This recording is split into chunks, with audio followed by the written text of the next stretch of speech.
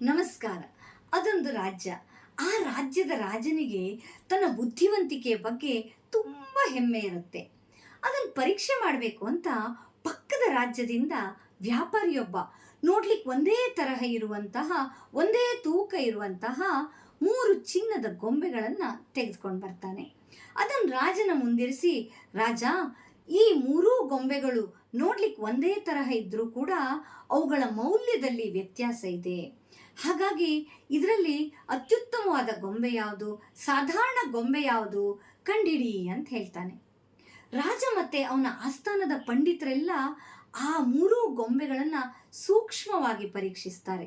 ಆದರೆ ಅವ್ರು ಯಾರಿಗೂ ಏನೂ ವ್ಯತ್ಯಾಸವೇ ಕಂಡು ಬರುವುದಿಲ್ಲ. ಇದರಿಂದ ರಾಜನಿಗೆ ಅವಮಾನ ಆದ ಹಾಗೆ ಆಗತ್ತೆ. ಆಗ ಅವನ ಬುದ್ಧಿವಂತ ಮಂತ್ರಿ ಮುಂದೆ ಬರ್ತಾನೆ. ಆತ ಒಂದು ದಾರವನ್ನು ತೆಗೆದುಕೊಂಡು ಬಂದು ಒಂದು ಗೊಂಬೆಯ ಕಿವಿಯಿಂದ ಹಾಕ್ತಾನೆ. ಅದು ಇನ್ನೊಂದು ಕಿವಿಯ ಮೂಲಕ ಹೊರಗೆ ಬರುತ್ತೆ. ಆಗ ಆ ಮಂತ್ರಿ ಹೇಳ್ತಾನೆ, ರಾಜ, ಇದು 3ನೇ ದರ್ಜೆಯ ಗೊಂಬೆ. ಒಂದು ಕಿವಿಯಿಂದ ಕೇಳಿ ಇನ್ನೊಂದು ಕಿವಿಯಿಂದ ಬಿಡುತ್ತೆ. ಹಾಗಾಗಿ ಇದರಿಂದ ಏನೂ ಉಪಯೋಗ ಇಲ್ಲ. ನಂತರ ಇನ್ನೊಂದು ಗೊಂಬೆಯ ಕಿವಿಯಿಂದ ದಾರವನ್ನ ಹಾಕಿದಾಗ ಅದು ಬಾಯಿಯ ಮೂಲಕ ಹೊರಗೆ ಬರುತ್ತೆ. ಆಗ ಅವನು ಹೇಳ್ತಾನೆ, ರಾಜ, ಇದು 2ನೇ ದರ್ಜೆಯ ಗೊಂಬೆ. ಇದು ಮಾಹಿತಿಯನ್ನ ಒಂದು ಕಿವಿಯಿಂದ ಕೇಳಿ ಬಾಯಿಯ ಮೂಲಕ ಹೊರಗೆ ಬಿಡುತ್ತೆ.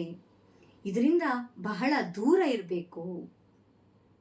ಕೊನೆಗೆ 3ನೆಯ ಗೊಂಬೆಯ ಕಿವಿಯಿಂದ ದಾರವನ್ನ ಹಾಕಿದಾಗ ಆ ದಾರ ಗೊಂಬೆಯ ಹೊಟ್ಟೆಯ ಒಳಗೆ ಹೋಗ್ಬಿಡುತ್ತೆ.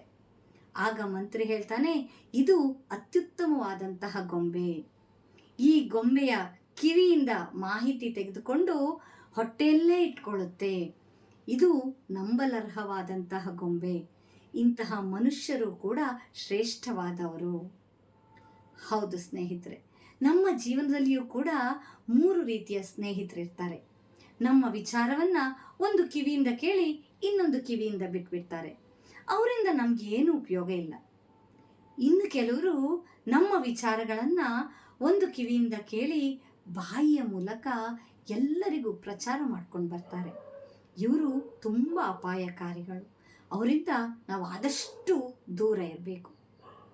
ಇನ್ನು 3ನೇವರು ನಮ್ಮ ರಹಸ್ಯವನ್ನ ತಮ್ಮ ಹೊಟ್ಟೆಯ ಒಳಗೆ ಸದಾ ಕಾಪಿಟ್ಕೊಂಡಿರ್ತಾರೆ. ಅಂಥವರನ್ನ ನಾವು ಯಾವತ್ತೂ ಕೂಡ ನಂಬಬಹುದು. ನಮಸ್ಕಾರ.